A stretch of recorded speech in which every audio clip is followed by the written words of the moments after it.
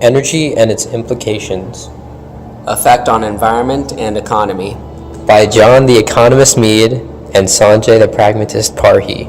From the late 18th century to present day, we as humans have relied on oil and other non-renewable resources to power our homes and build industries.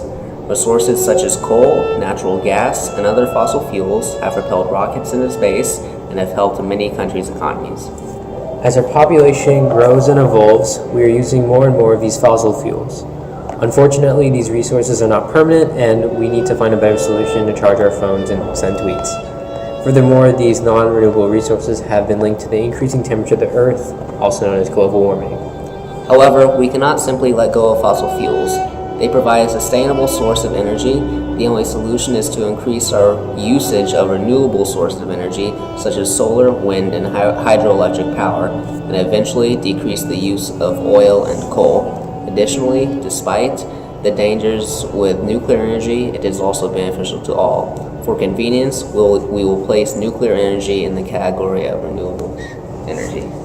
A transition to renewable energy will be beneficial to all. Solar, wind, nuclear, and others will stimulate the economy of multiple countries, and it will help the environment. Non-renewable resources, on the other hand, hurt the environment via fracking and global warming. Renewable energy will be able to keep pace with our energy demands of the future. It's beneficial to the environment, and it's cheaper and more efficient, making it better for the economy. In many countries, the economy depends heavily on petroleum. The economic growth that resulted from the Industrial Revolution and other similar events relied mainly on energy. Without non-renewable energy like coal, the great economies of Western Europe would have stagnated. This economic growth also creates shocks like population booms. The rapid population increases seen in almost every society at some point have also increased the consumption of energy, essentially the needs of the population. In developed countries, energy needs are significant. The average yearly electricity consumption per capita in the United States was 12,973 kilowatt hours in 2014, according to the World Bank. For comparison, the same statistic for Nigeria was 144 kilowatt hours in 2014. As one can see, the energy needs are quite different. However, Nigeria is currently experiencing a population boom. The future needs of Earth's growing population will need to be met by renewable energy. It is important to remember that renewable energy does not cause pollution, whereas non-renewable energy does. Solar, wind, and nuclear will be able to keep up with our future energy demands. With wind energy, constructions like wind turbines have a one-time cost that's going down day by day, and it's able to generate energy for a very long time. Groups of turbines can also directly power thousands of households and businesses. In an interview last year, Iowa Senator Chuck Grassley expounded on the various benefits of having wind energy. He said electricity generated from wind powers the equivalent of 1.5 million households in Iowa. Grassley described wind energy as being powerful, clean, and inexhaustible. In addition, wind energy has created over 7,000 jobs in Iowa alone. Wind is not, of course, the most ideal energy source. Some places have close to no wind. Others do have wind, but not enough to justify building a turbine. However, wind energy is among the cleanest in the world and has the potential to satisfy the energy needs of many. In England, there's currently a wind turbine being built that can power a home for 30 hours on just one revolution. The future of wind power is obvious.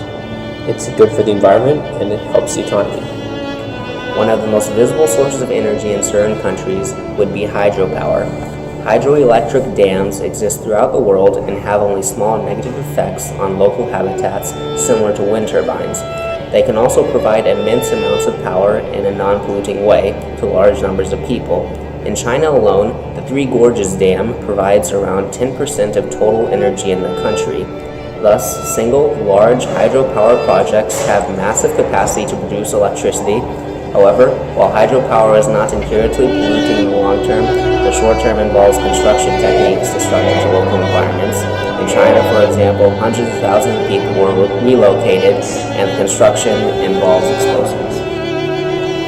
Solar power is undoubtedly the most interesting and useful renewable energy. It has a wide variety of applications. There are solar-powered homes, solar-powered cars, like Tesla, and so on. Furthermore, solar technology is becoming cheaper every day. Currently, solar power is even cheaper than wind power. and it's continuing to drop in prices. In addition, governments around the world have committed to building fields of solar panels. China, for instance, has just developed the world's largest floating solar farm, and land-based solar farms have existed for years, reaching new capacity levels every year. They can also be seen in a large amount of areas like California and Nevada. In addition, solar power has no constant negative effect on the environment or anything for that matter. It is good for the environment and it helps the economy, just like wind power. One type of energy that has the potential to solve the energy problems of entire countries, but also have a massive negative effect for generations, is nuclear power. Nuclear power was once an extremely controversial source of energy and still is today, in some areas. It is associated with events like Chernobyl and Fukushima. In the first event, an entire region was contaminated. However, it is important to realize that these events primarily occur because of human errors or environmental disasters. If neither issue is present, then a well-built nuclear power plant can provide energy for at least 4 decades, according to the Scientific American. The point is that nuclear energy should always be considered a viable energy source. Countries should not abandon it altogether, then switch to something more dirty such as coal. It is cheaper and more efficient than many other energy sources. Another source of energy that has a significant reach is petroleum energy. Indeed, oil is what drives several economies. However, the cost of extracting petroleum is too often overlooked. Multiple environmental disasters have occurred in the extraction phase, particularly on offshore oil drilling rigs. Incidents like Exxon Valdez and the Gulf oil spill both caused enormous damage to the environment. Additionally, once oil becomes a finished product, gasoline for a car for instance, then it instantly and persistently contributes to CO2 emissions. The only reason to maintain petroleum use large scale would be because most automobiles today require gasoline. However, that may not be the case at some point in the future. Our world is constantly changing. We are slowly moving towards renewable energy, and many people throughout the world are realizing its long-term benefits. Renewable energy is inevitable. Whether we fight against change or not, it will occur. For many, the fight for a brighter, cleaner future is futile. For these pro-non-renewable energy people, it still has no effect. In the long run, however, renewable energy will help the many generations to come, and it will save money and be more efficient. For this reason, renewable energy is the future, and its implications are powerful and changing throughout the world. We should mention that it is impossible to remove out non-renewable energy. We need oil and coal to send rockets into space, and for poor countries that need oil and coal, it's their basic economy. In short, we need to move to renewable and try to limit as much non-renewable energy use as possible.